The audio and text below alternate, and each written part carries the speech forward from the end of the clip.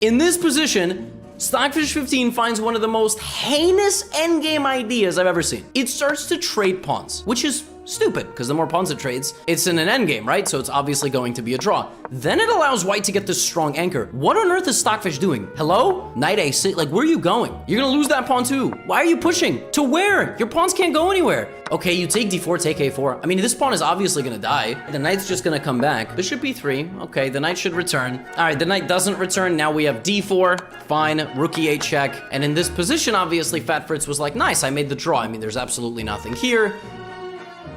Except there is something here. What Fat Fritz had not realized is when all of the maximum moves of the position are played, which is this.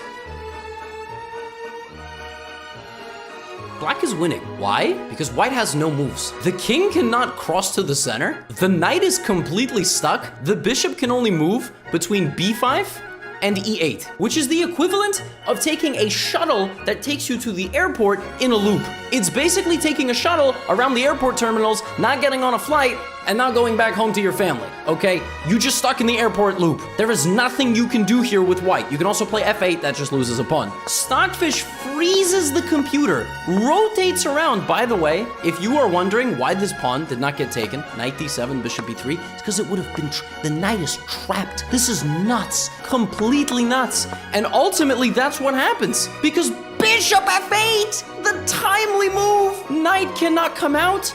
The knight dies, and I got news for you. This is still almost a draw, but black finds a way to win the pawn, guard its only remaining pawn on a dark square, and that's the end of the game.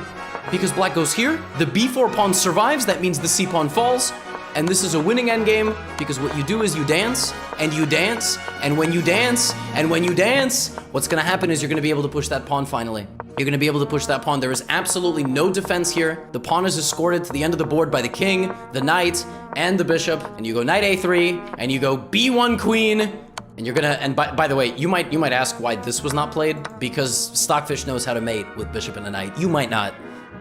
That's not even an insult, like it's a very hard checkmate, but Stockfish does. And instead of that, white just goes out with a bang and gets mated.